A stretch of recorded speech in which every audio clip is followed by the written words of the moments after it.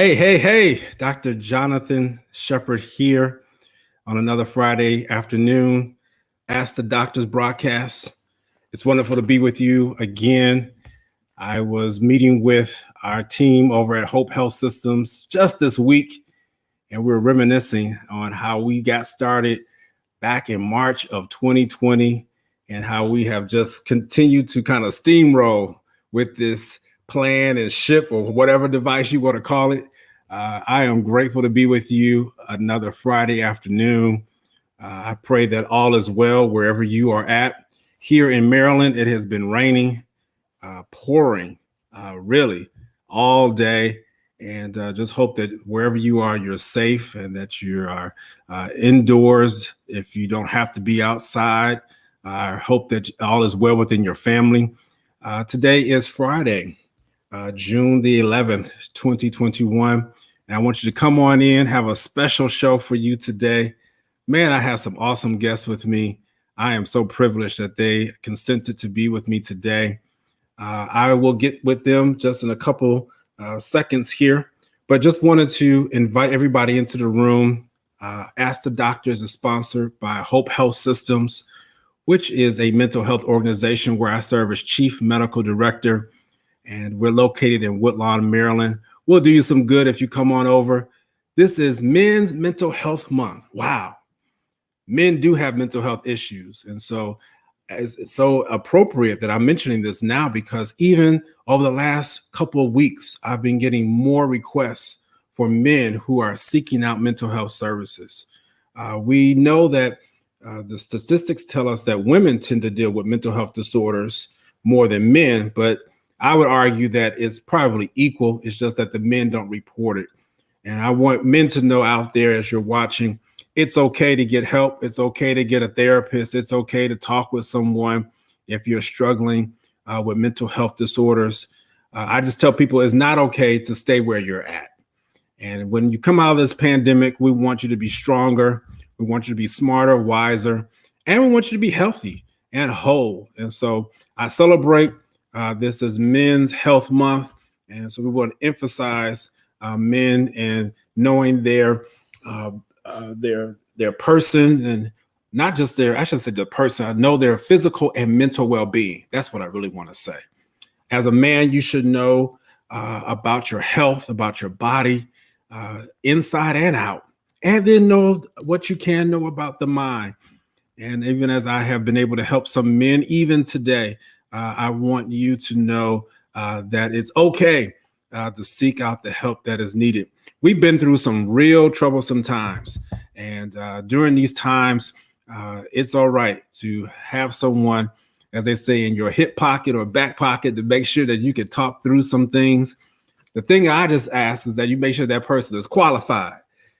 Everybody is not qualified to know your business. Everybody's not qualified to be able to provide you the assistance. And so that would be my public service announcement, if you would, my PSA for today.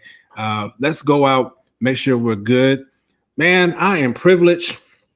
I got a bishop who's watching, the Bishop William McMillan. He has already commented. This is awesome. Thank you, sir. I appreciate you for watching. I know that other people will be joining in, and please go ahead and share and like this. Thank you, Tony. Thank you, Rhonda. Rhonda, you are such a consistent viewer and watcher of these episodes.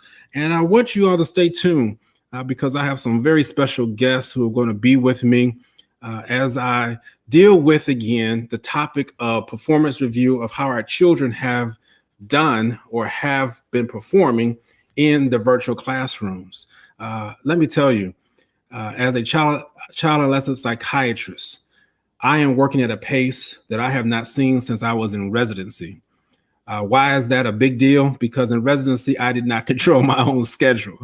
I did whatever people told me to do.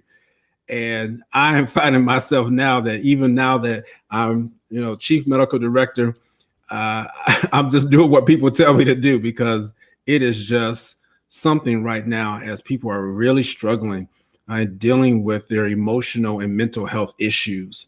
And one of the things that I have focus in, since I specialize in children, is how are they coping with this whole transition to the virtual classroom.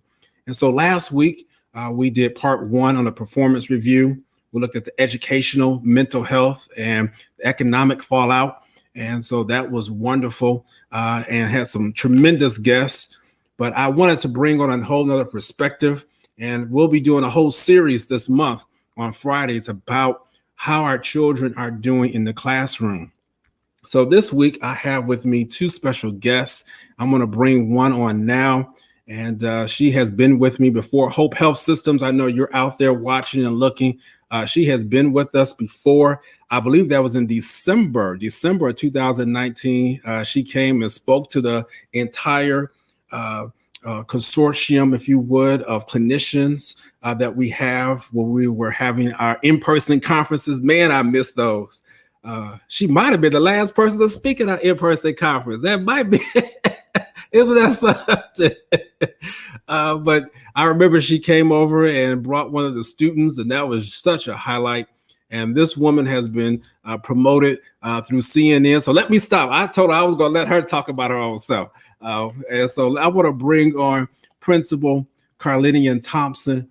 Welcome to Ask the Doctors. How are you doing, ma'am? Thank you, Dr. Shepard. I'm doing well.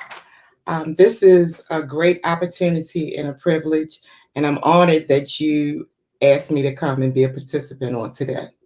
Absolutely. Actually, I'm honored. And when I had the chance to go over to your school and to see all the things that you have done. So tell the people out there a little bit about who you are, your responsibilities. Who is Principal Thompson? Well, I'm Principal Thompson. I have been in the field of education for 38 years. I started my career as a classroom teacher. After teaching for about 16 years, I came out the classroom as a reading specialist. After that, I was an assistant principal for 4 years, and this is my 11th year as the principal of the wonderful Robert W. Coleman Elementary School in Baltimore City. One of the things that we promoted at our school, I looked at suspensions and how ineffective sending children home for suspensions was. Right. So we developed and came up with another aspect of non-suspension. So we started the mindfulness and meditation along with one of our partners, Holistic Life Foundation. And that really turned the climate around at the school. Wow. And I want to hear more about that. Definitely. That was one of the things that really interests me when I had a chance to go over to your school back, I think that was in October 2019. And so, looking forward to hearing more about that. Let's bring on our next guest. And she is a tremendous person who I have known since I've moved here to Baltimore. Actually, I guess I knew her before I moved to Baltimore, I think maybe a year or two. And so, yes, I want the Mrs. Letitia Dorsey, Hamilton Dorsey. Come on. Her family probably wants to put that Hamilton up in there, but she is. Come on in. How are you? I'm well. How are you, Dr. Shepard? I'm doing pretty good. Welcome to Ask the Doctors. Tell us about yourself. Well, I am a cosmetology instructor, and I have 14 years in the educational field, ranging from instructor to program director. And currently, I'm working with Baltimore County Public School System, and I teach at Carver Center for Arts and Technology, which is the school I actually graduated from. So It's basically full circle for me. It has been a privilege and honor to go back and give back to the school that really propelled me. Gotcha. Now she said cosmetology. Now you see, immaculate right here. So I thought I'm not gonna mess with her too much. But you look wonderful. Also, we need to celebrate you. Yes. Yeah. Come on, tell the people you just graduated. Awesome. If I had a horn, I would blow it. Thank you. I just graduated with my master's in administration and supervision from Liberty University. It took me about a little less than a year and a half to complete my program. And I was super excited to cross the stage in person approximately 2 weeks ago. Wow. Wow. Yeah, when I saw that, I was like, okay, we got to get Letitia on here because that is awesome. Congratulations to you. Let me tell you, anybody who finishes anything right here during this pandemic, Mm. I don't care how small or how big you think it is. Yeah, we need to celebrate you. Kindergarten graduate, like we need to go all out, That's true. man, because this has been such a trying time, and because of that, we celebrate you because people have given up. I Yes. know people who have literally decided this is not for me. I can't do it. I'm done. Actually, I got a picture over here. I should have set it up for this particular show about this gentleman who's just kind of just stressed out. And the caption is the pressure worth the cost? Wow. And that was the caption. So I know you were going through tremendous pressure, and I'm sure your family supported you all through that. And Yes. yeah, Great support system. That's literally what got me through because it was very tough, very difficult trying to be in school myself and learn uh, virtual teaching, helping my coworkers that hmm knew less than I did. So it was a lot, but I had a very wonderful support system. I have to thank Vanya Jackson and hmm my husband, Richard, and everybody was there pushing and helping as much as they possibly could. That's good. That's good. Oh, that's awesome. Awesome. So let's dive right on in because I just want to kind of pick up from that because there are students out there who want to graduate from fifth grade, eighth grade, high school. So let's start with you, Principal Thompson. What was the struggles that you saw? And I know there's a lot. All right, so we're just gonna try to keep it, within the time frame we talked about. But just from your perspective, what were these struggles that you saw for those students who were at least trying to matriculate to the next grade? I think one of the major struggles was going from in person to virtual. Yeah. Um, I have elementary school students, and to expect a first grader, kindergartner, even some of my fourth and fifth graders to be able to manipulate a computer and to sit in front of a computer for 6.5 hours a day was just really unrealistic. And the main struggle was making sure that all of the students had devices that they could actually log on to be Mm, virtual. My school district had amazing partnerships that provided brand new Chromebooks for students, okay. hotspots. They also had a partnership with Comcast, which Okay. allowed parents who did not have internet connection Mhm. to actually access the internet. But even with that, um, helping the parents to understand how to log the students on. I mean, the whole get on virtual was just very, very, very painful. Yeah. And even with the teachers being able to give that same instruction that they were used to giving in person. hmm Yeah. Yeah. Tish, what did you see as those students who were trying to matriculate? Um, I saw a lot, especially coming from a school where I don't teach English, math. A lot of every student in our school actually is a part of a prime. So they're either Mhm. cosmetology, culinary, carpentry, dance, music, so they have a focus that is in addition to their high school diploma. And so for us, high school is a little bit different. So, they're a little more independent. Mhm. I think our toughest challenge going virtual was getting them online and getting them to turn their cameras on. Hmm. Yeah. That probably was one of the hardest challenges for the high school setting. They know how to work devices, they know how to log in. They may have had to learn a few things, but getting them to get on, and because getting them to engage Mhm. actually on camera, as like I can see the two of you. You Mhm. know, a lot of times teachers are getting on and we're looking at ceilings, we're looking at Right. ceiling fans, you know, or if they turn the camera on at all. Some counties didn't require them to turn on their camera, you know, Mhm. so you didn't know if they were really there or if they were, you know, laying in the bed, sleep, Right. you know, Right. those types of things. So that was one of our largest challenges to Now start. now can you imagine? I'm doing telehealth and they won't turn the camera on. Can you now? Come on now. How I am I supposed to assess you? I understand. Now, honestly, I didn't have as much of an issue that some of my colleagues had because my students, I teach them all 4 years that they're there. I'm the only cosmetology teacher in the building. So Mm. I have a very strong relationship with every one of my students. The probably the hardest challenge was the ninth graders because they didn't know me.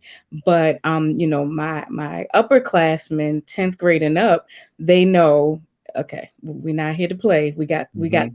to do, Mhm. and they also know that I try to sympathize and understand their individual circumstances, Mhm. so certain things, I let slide, but then certain things I had to really stand firm on. Yeah. So And I think that go ahead, if Principal. I could just jump in, the key word that you used, Tish, was relationship. Mhm. Those teachers who have relationships with students, the students were eager to turn their cameras on. They Mhm. couldn't wait. A relationship is extremely important. If a Mhm. student feels like you love them, you are really concerned about them, they will go the 9 miles to do whatever they can to please you. Okay. So for a lot of the students, being able to just look at their teachers, and Mhm. even as an administrator, a lot of times when I would go into the classroom, when they realized that I was on, they were sending me messages in the chat. So sometimes I would go on, they would see my name, but that relationship is key, not just with the students, but with the parents also. Because the Mhm. parents, especially on my level, if the parents feel like you have their child's best interest at heart, they're going to do everything that's absolutely within their power to make sure that that student is doing whatever they need to do. So, relationship is definitely a key. Yes. Gotcha. Gotcha. So that is important. Thank you for emphasizing relationship. I just want to acknowledge some other people who are out there right now. You got both of your brothers watching, Principal Thompson. The bishop is watching, and then the elder is watching. Howard McMillan, thank you, sir. Dr. Hayes, who's a friend of mine, he's watching. He's been a constant supporter. Tony Royster, and That's my yeah, brother. thank. Oh, yeah. Now, see, I didn't know that. Man, this is awesome. So we got the folks watching. I was going to just comment that Dr. Hayes mentioned that. Oh, your mom was watching, Tish.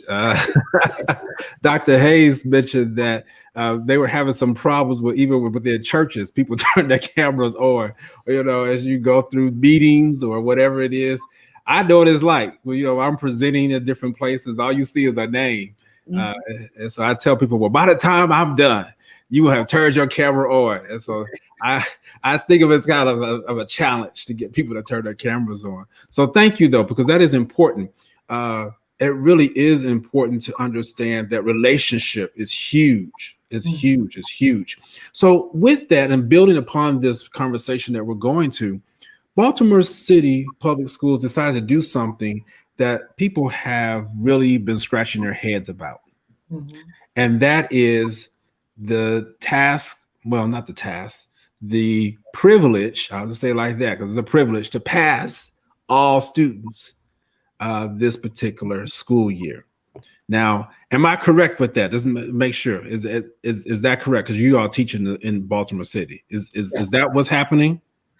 So it's not. It sounds simple and basic, but Okay. it's a lot more in depth than Okay. just that. Parents do have a right to appeal if they feel that their child should not pass. They have the right to go through the appeal process, Okay. and once they go through the process, then a decision will be made.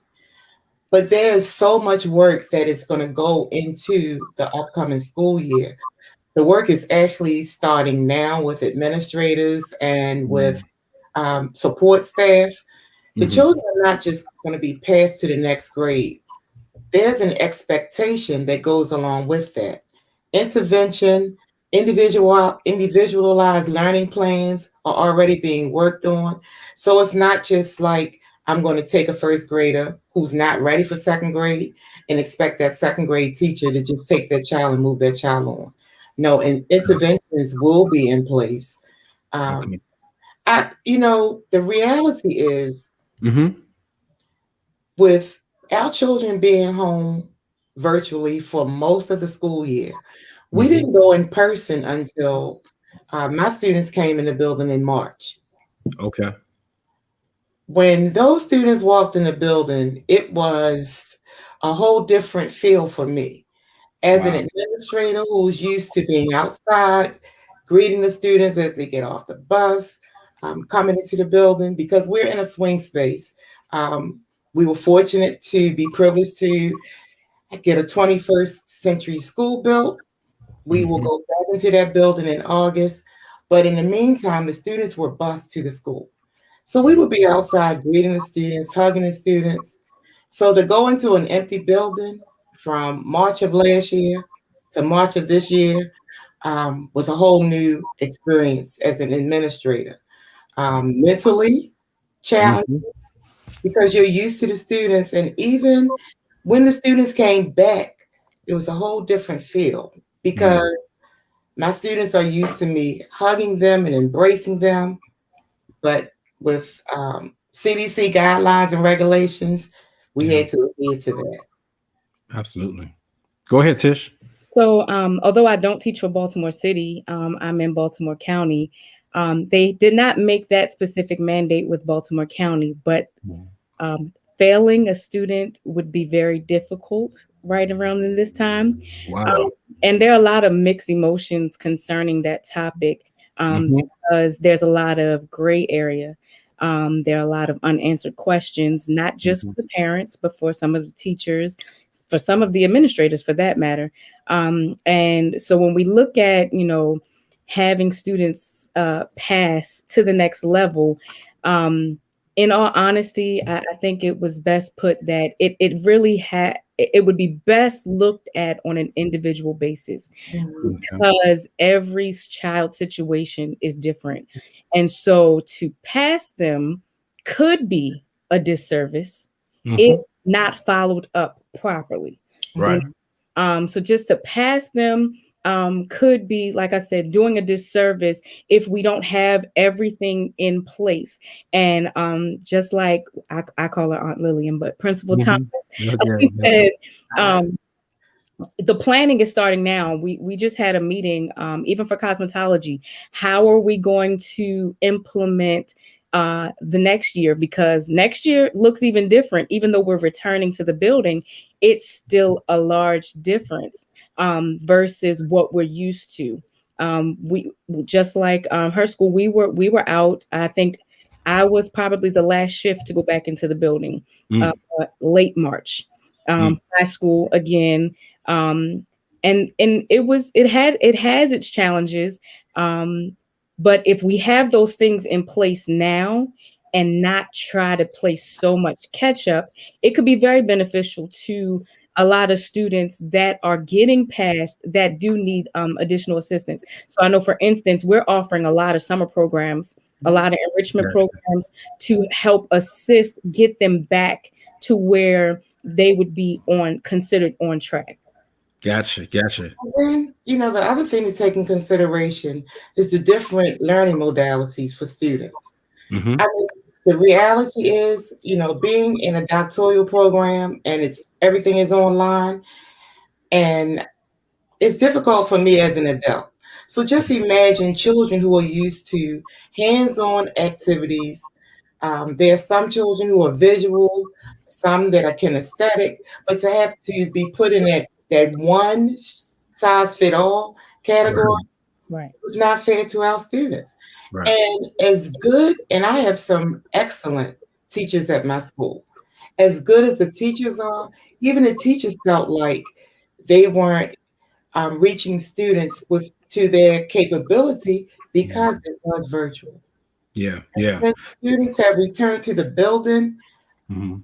you can feel and see the difference because students love being able to engage with each other and with their teachers. Yeah, and I can attest to that because even with some of my patients that I have seen the difference in them in regards to school and their performance.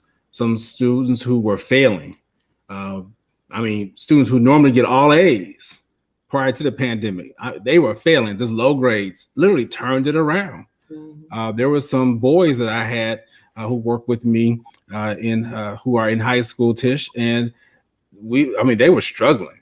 They were struggling even before the pandemic. This pandemic happened, and it's like, wait, who are you? Like, but what I'm getting at is that there has been a transformation, Mhm. and what I want to ask now is, how do we help those students? What can you do to help those students who are having these mental health crises? I know we talked just a smidgen about that just before we started earlier today. But you all have already hit on it that there's going to be people who come back in, they're anxious, they're angry. They don't, then the other word is apathetic, where they have no motivation. It's just like, I'm here, but I don't really want to be here. So, And Tish, let's start with you with it's, that. it's interesting you said that because even looking at the students returning, I literally out of about 60 students had 4 return to the building. Wow. So I still had a majority of my Wow. student body online with at separate times 4 students. They weren't even all together. Um, Wow. in the classroom with me. And so it still was like it's still for me majority virtual because 98% of them are still at home. Um, Mhm. and when we look at I've seen both sides. I've seen students that were doing really well really fall off, and then I've seen students that didn't do well really like turn it around and do well through virtual. Right. um, Right. and so we've seen a very large range of transition. um, Mhm. and so when we're looking at the mental health and just the anxiety, sometimes I've noticed that we had to be very careful Mhm. because sometimes parents blamed things that weren't there, Mhm. and Mhm. sometimes Mhm. students covered things that were there. Yeah. And so even as a teacher trying to decipher, oh, what is it, and working with we have a team in our building. And so what happens is if we have a student that we raises a red flag for us, we typically meet with the parent and the student and the team consists of instructors, assistant principal, school psychologists, just various components of the team. And so we start to try to figure out what really is the issue so that we're not putting people in the wrong categories, because we found that a lot of students, although mental health is extremely real and it's very heavy, especially going through this COVID period, not just for the students, but for the teachers, Absolutely. administrators. We Yes. found that started to become the what I'll call the crutch for some students Mm. when it really wasn't the issue. Mm. And it could have been as simple as just one instance recently. It wasn't a mental health issue. There was a language barrier between the parent and the student. Wow. And so where we were communicating with the student and the student was communicating with the parent, of course, the student is going to give their version to the parent. But when we had our group meeting and brought in an interpreter, we realized that there was a language barrier between the parent and the student. Wow. The parent spoke Spanish Mhm. very well, but didn't speak great English. The student didn't speak good Spanish. And so, we spent a lot of time this year just trying to figure out what is the real issue. Mm. What So that was an example that came to mind. Sometimes, students using some crutches that really weren't the real issue. Yeah, yeah. Principal Thompson, you wanted to jump in and tell us a little bit about some of the mental health challenges you've seen? Yes, so I will speak about two very real situations. I think a lot of times people look at children and don't think that children have really mental health issues. I can speak about a first grader who his mom was taking him. So they had these sites where parents could drop the children off, and they made sure that the students were on a computer and doing their work virtually. Well, this child was at one of those particular locations. The child was being teased, Mm, and I'm talking about a first grader. So wow. this child decided that he wanted to commit suicide. Wow. So it even went to the point where the child had to spend some time in Shepherd Pratt, went in, and it acknowledged that that's what he wanted to do. So they couldn't even allow the child to have clothes because this Mm, child really was talking about doing some serious bodily harm to himself. A most recent incident occurred, I think, maybe 2 weeks ago. We have a system in place called Beacon, and it's Go Guardian. And if one of our students goes on a website that's inappropriate, then the principal automatically gets an alert. Well, I had a student that went on a suicidal site, mm, and this was a fifth grader. And basically, the student asked the question, how can I take my life without causing pain to myself? wow. So Wow. because we're virtual, students are in different locations. This particular student was out of town. All of the phone numbers that we had, none of the phone numbers worked. Mm, Um, we were able to eventually get an address. But the thing for me as an administrator, um, I have to stop and give recognition to my school police officers mhm, because they are trained and they go beyond the scope and the thinking of just the average person. So it just so happened that on this particular day, my social worker and I were trying to figure out, we have to get in touch with this parent because the protocol is to talk to the parent, find out what's going on with the child. mhm. The school police officer came in, we shared with him what was going on. And the reality was, because this child was out of town, we didn't know what to do. Hmm. So we were able to get an address from the child's teacher. Well, the school police officer was able to call that state, talk to the officers in that state, and because of his quick thinking, they were able to send mobile units to the child's house. Hmm. The child was in crisis. And because of his quick thinking and because of the things that he put in place, we were able to save that child's life. Wow. They sent a mobile unit, they sent ambulance, fire department to the child's house, Man. and they were able to save this child. And now this child is enrolled in outpatient therapy along with the rest of the family. Wow. Had he not been there, Mhm. the child probably would have went forth with what she anticipated. So mental health for children, it's real. It is If real. a child is crying out saying, I don't want to live, don't take it for granted. Because the reality is, if they are speaking it openly, they're reaching out for help. And Wow. I had to acknowledge him because he knew the steps that I wouldn't have known to take.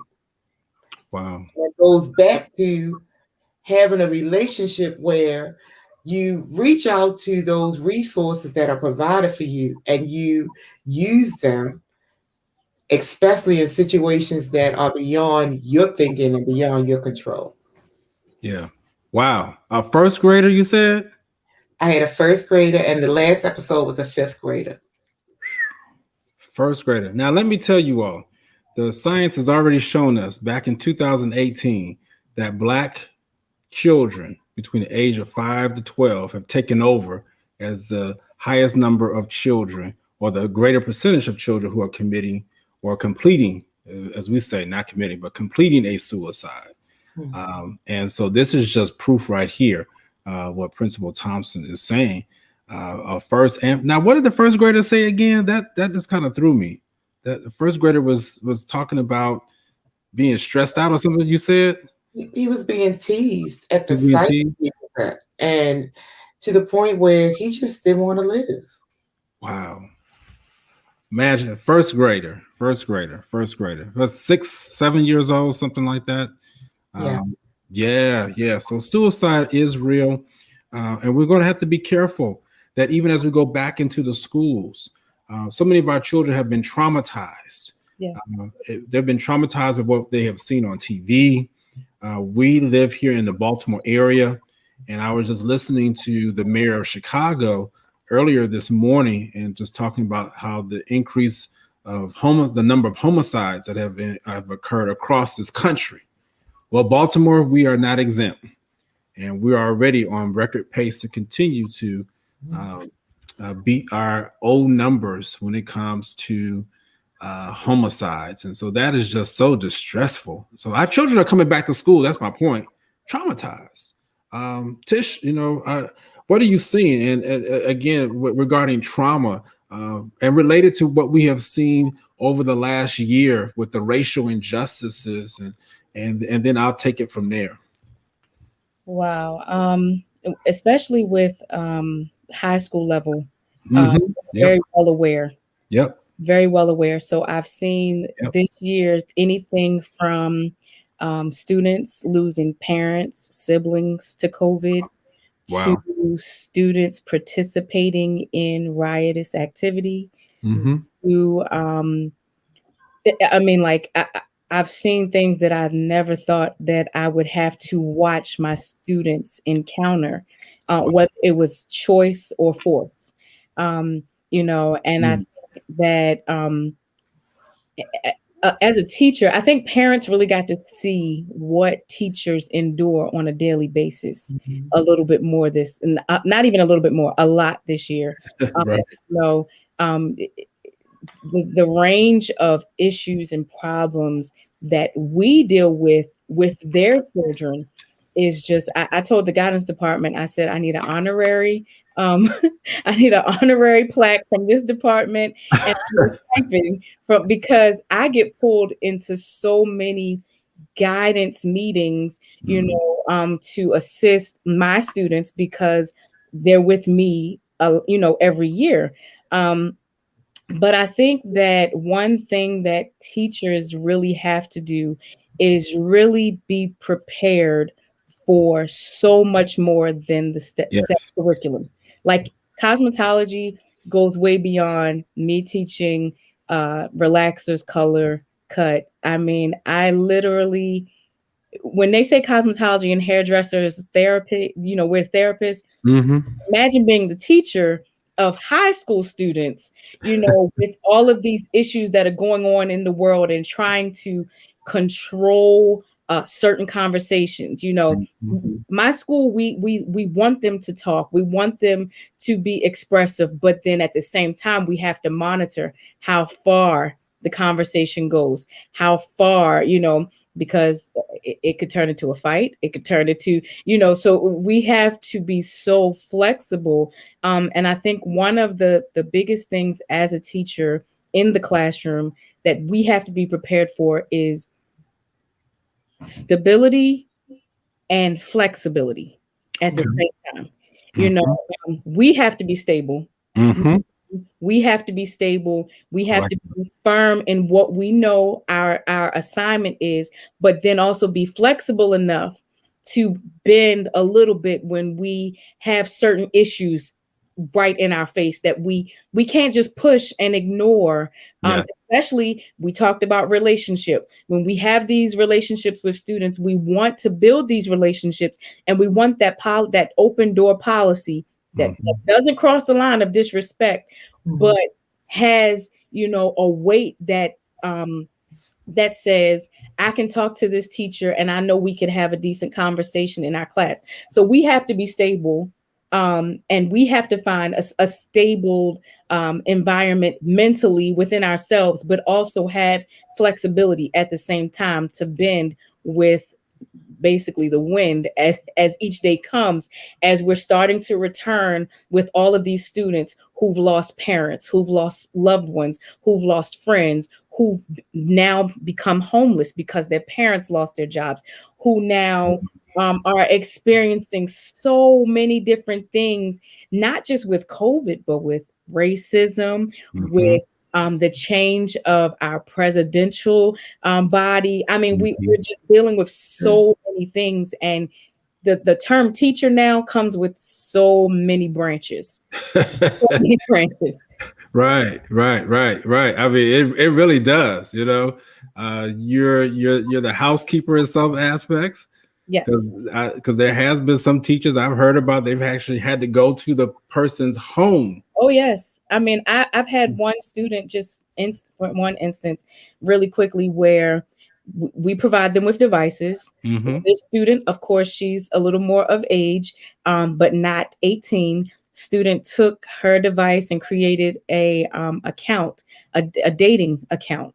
Oh. Started seeing and encountering and communicating with men twice her age. Oh, wow. And so the father found out and literally was like, I'm done. And so I had to come into the guidance counselor was like, we need you. And I'm like, I don't know what y'all want me to say, you know. And I was like, I teach cosmetology. What do y'all want me to say? Right.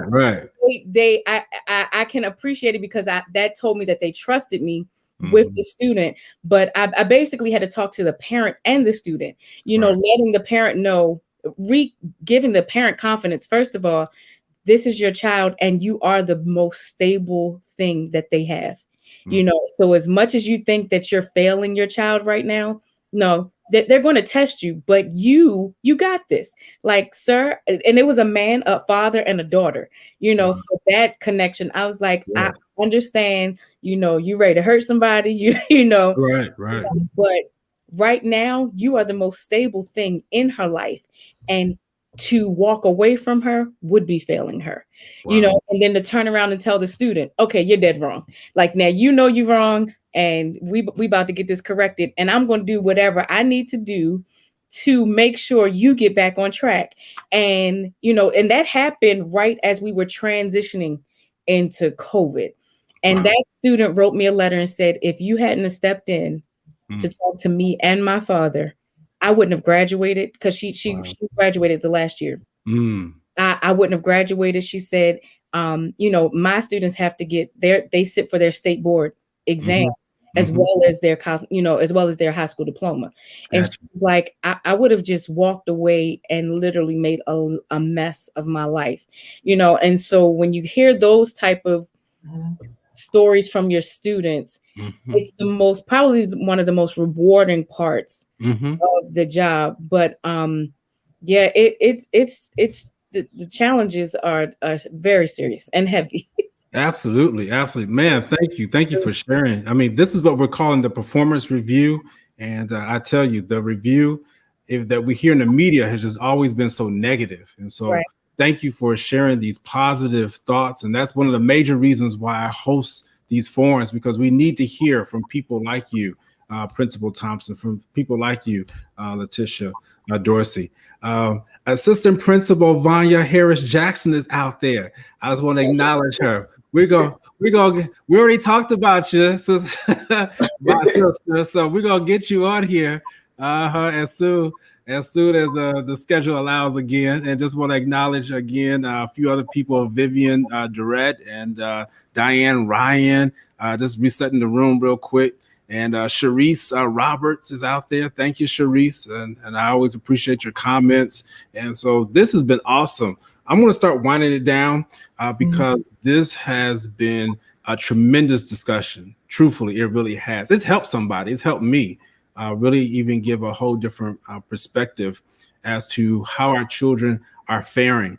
The last question I really want to end with today is, what steps do we now need to employ or utilize for our students to make sure that they are successful? Let me cue it up this way also. One of our viewers, Dr. Hayes, he mentioned this in the question. He said, is there a contingency plan in place if once we have matriculated the student to the next grade and then we once see like they're not ready? And I know you hit a little bit on this already, Principal Thompson, but I want to just go back to that because I want to know what steps do we need to do and what steps can you encourage us as community, as parents, as sisters, brothers, whoever those persons are, that support system that we've been talking about, to prepare our students for the next school year? And then that's kind of a part B. Are there contingency plans in place to say, hey, you made it to 8th grade, but you still read at a 7th grade level? What do we do about that? So I'll start with you first. So one of the things that's already in place, as Tish mentioned earlier, we have summer school. Summer school is going to be intensive. So basically, looking at when I mentioned earlier about the individual learning plans, each student has an individual learning plan. So summer school is going to be geared to support those strategies, those deficits that are already visualized and seen in the students. Moving forward for the upcoming school year, intervention is going to occur every single day. It's absolutely impossible to think that a teacher for the next grade can teach 2 years of academics within that time. So everyone in the building will be working with children, whether it's a social worker, myself, my assistant principal. Everybody's going to have groups of children that they're going to be responsible for. Mm-hmm. In addition to that, just parents can take opportunities to teach, make things at home teachable moments. If you're in the kitchen cooking and you're baking a cake or using anything that consists with a recipe, ask your child, how many cups, how many teaspoons? One of the things that our community fails to do a lot of the times, when they take their students to the grocery store, students want to touch, they want to look, they want, instead of saying, stop, don't do this, don't do that, let them touch it. What is that? It's an apple. How does the skin feel? Make every opportunity a teaching moment. Wow. Whether it's telling them to clean up their room, why is it necessary? Well, what's the square footage of this room? How many steps does it take to get from the door to the window? All of those are teaching opportunities. Our children need to articulate. They need to talk. A lot of times parents want their children to be quiet. Turn the TV off, have those conversations. Make every opportunity a teachable moment. Oh, I love it. Oh, man. I will utilize that. So if you hear that, you know where it came from. Come on, Tish. I would have to say that I wholeheartedly agree. I think what we have to understand from not just the teacher's perspective, but from a parenting perspective, that because the students are going back into the building, you're not in the free zone again. We're still in this together. That's because right. We're now in another transition. We're now transitioning back. One thing I didn't get to mention, even through this pandemic, Baltimore County faced a ransomware attack. So we've been through the ringer last year. But my point is, we're still all in this together, and so we still need the parents' assistance. We need the parents to hold students accountable. We're when I say we are as an educational team doing everything that we possibly can do to provide opportunities for the students to either revisit subjects or just strengthen them in certain areas. We're providing all types of summer activities, weekend activities, Saturday activities. We're doing all types of things, but we still need the assistance of the parents to make sure that they are holding their students accountable, checking their students' work, making sure their students are doing their work. Because, a lot of times on the high school level, we have the students that know how to do the work. They just don't do the work. Right. They just don't feel like doing the work. Right. But then when they turn it in, it's like, it was an A the whole time, but just, it's still a team effort. And I think that we have to keep that mentality moving forward. We're going through another transition. We transitioned out of the building. Now we're transitioning back in the building. And so, just making sure that we're all doing our part. It's not just, the educational team's responsibility. It is a village responsibility to ensure that our students are getting the necessary educational components that they need. Oh man, this is awesome. Man, I need to come to you all school and learn again. Every student who has a Principal Thompson, every student that is under the guidance of a Letitia Dorsey, you are privileged. We are wonderfully blessed, as we would say in the world of religion. But let me tell you, you are privileged. This has been awesome. Awesome answers, awesome discussion, awesome conversation. Where can the people reach you if they would like to reach you or reach out to you? There may be some teachers out there who may want to reach out to you regarding some of the things you talked about. There may be even some parents who may want to get their children into Carver. I've always heard about Carver since I moved here. And and I didn't realize you were working at Carver. I may have to come talk to you.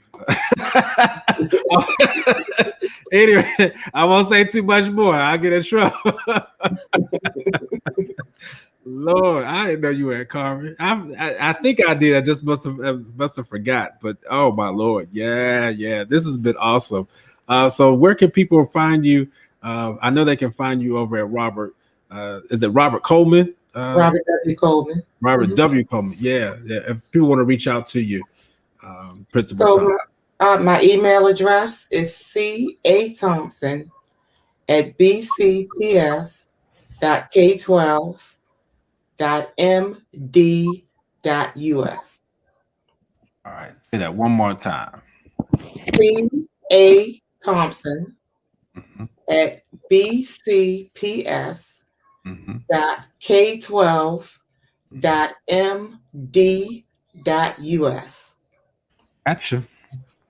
All right. We're just including it out there. All right. And I see you just put yours out there, Letitia. So thank you. I will include that in the chat if anybody wants to hit you up on by email.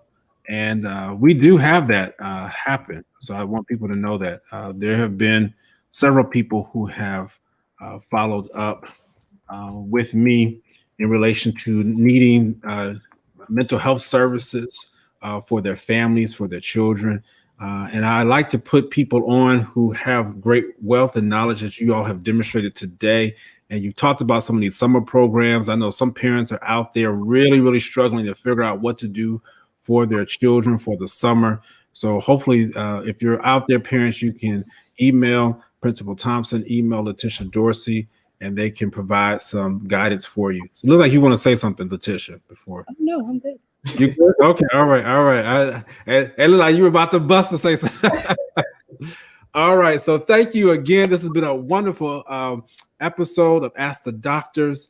As you see, we do our best to try to inform, inspire, and encourage our communities. Next week, we'll continue this particular series on the performance review. Actually, we're going to be looking at college level. And so actually, Principal Thompson and Letitia, both, they've talked a little bit about it as they've been going through their own college level, graduate level courses. But I want to speak with some of the teachers, and they'll be sharing with us some of the insights as they have now wrapped up an entire college year going virtual. And it's going to be interesting to see. I have this one last question real quick. Is your school still requiring masks to be worn. I think yes. Yes. Yeah. So that in itself is a big debate. I'm not trying to have that talk today. All right. I'd rather be safe than sorry. Yes. Oh, absolutely, absolutely. But I'm telling you, some parents are fighting and not to have their children with wearing masks, and so I am praying for you all come September that it does not become a big struggle. And I'm just hopeful that we'll continue to make strides in getting all of our children, all of our high schoolers vaccinated, and so that we can continue to put an end to this pandemic. All right, thank you all. Just hold tight real quick, panelists. I'm just going to sign off. So this is Dr. Jonathan Shepard, Chief Medical Director of Hope Health Systems, of a mental health organization here in the city of Baltimore. And as I say so often, we'll do you some good if you come on through. And we have literally sites throughout the state of Maryland, third largest provider of children's mental health services, you all. So we're really about it and making sure that our community is well, not just physically, but mentally also. Thank you so much. This has been awesome. And I know if you've been watching the replay, excuse me for not acknowledging you earlier. Thank you so much. And please, thank you for sharing. This has been absolutely wonderful. All right. Please be safe and take care. And I'll see you all next week.